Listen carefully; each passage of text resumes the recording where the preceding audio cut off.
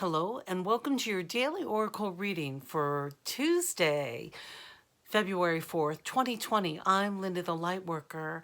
I'm a shamanic practitioner, a oracle reader, intuitive tarot. I do all kinds of things. My gifts really lie in being able to tap into spirit and to bring back information from different places for you. And my purpose for doing these daily videos is to help you step out of the world of the human having and stepping into the world of the human being.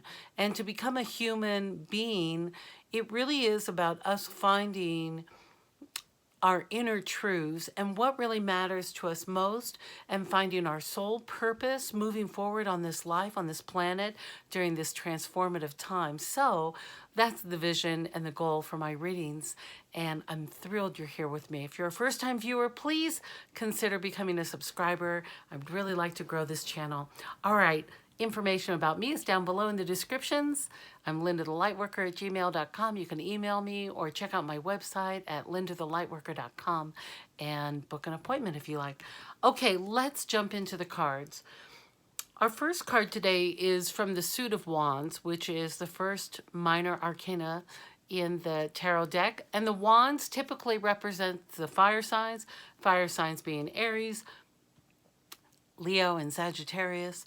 And because this is a general reading, this will be true for all of us. But if you have a lot of fire in your sign, in your chart, you may resonate a little bit more with this. I don't know where the words are, but I'm asking them to come close by. Okay, here we go. This is the Five of Wands. Pardon me, I'm just going to lower this light a little just so you can get that image a little better. The Five of Wands. So the Five of Wands is typically associated with conflict. Wow, what's going on here? A lot of activities happening in this card. These two look like they're evenly matched. They each are holding a rod. Somebody's acting like a real cock, like a rooster, like really kind of peacocking. One of them is. And these two seem to be really equally matched, sparring at it.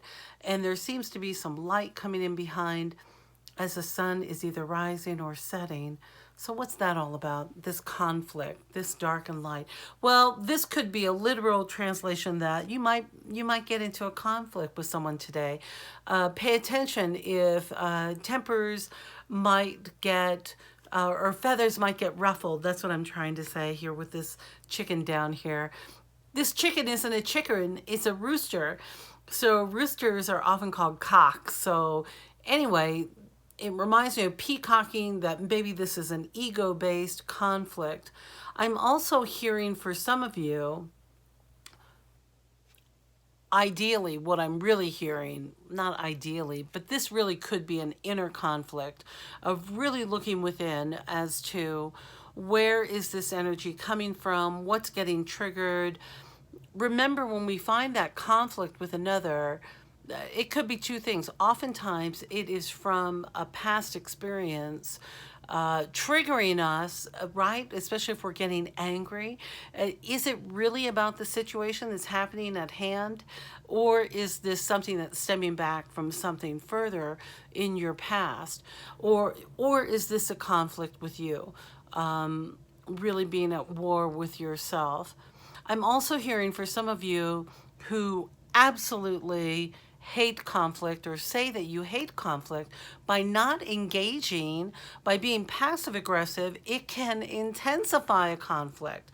So Spirit's saying a lot of things today. First of all, take a look inside and let's really see if this is something that's coming up, that's being triggered, that is within you, a conflict that needs to be resolved, or a part of yourself, a shadow part of yourself that really needs to be loved even further, especially when we're angry at ourselves.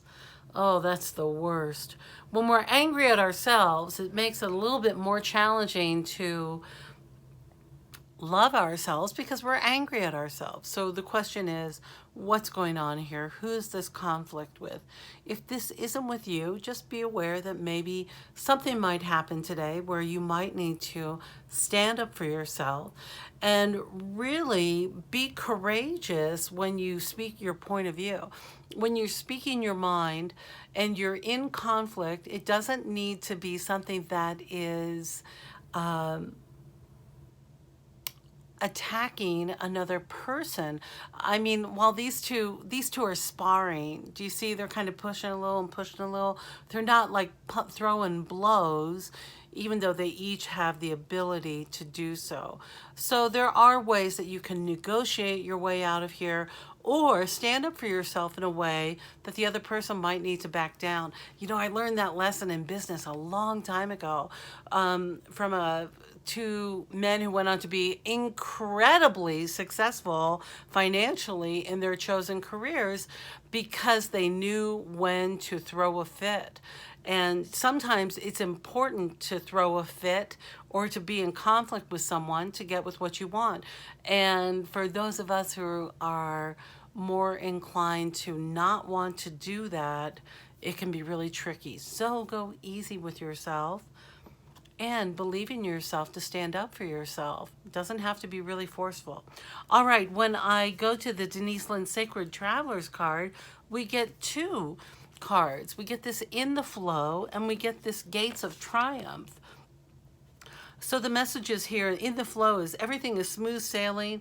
And then for the Gates of Triumph, it says success expands in your life. So with this triumph, you standing up for yourself and your rights, what is your human right, and you defending yourself in the most honorable way, or someone else, like really standing in that. I'm seeing this third chakra will bring this gates of success. It will open doors for you.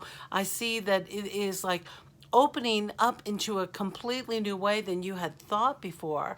So it really is about harnessing your power and moving forward with confidence, but not attacking.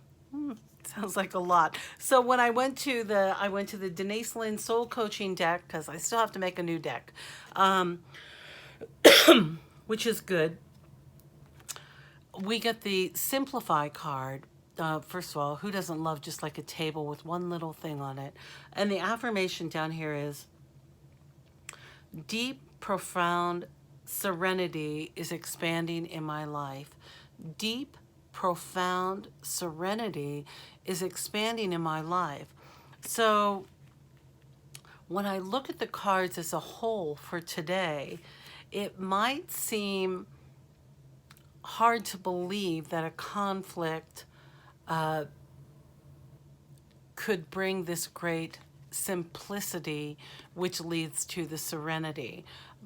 So stand up for yourself. Look out for yourself in the best possible way today, and check in with your third chakra and make sure that you are feeling strong and that your voice is really connected to you, that you're strongly anchored into your body today, because you know, life is full of the unexpected, and you might just have to stand up and speak your mind today and do it with great confidence.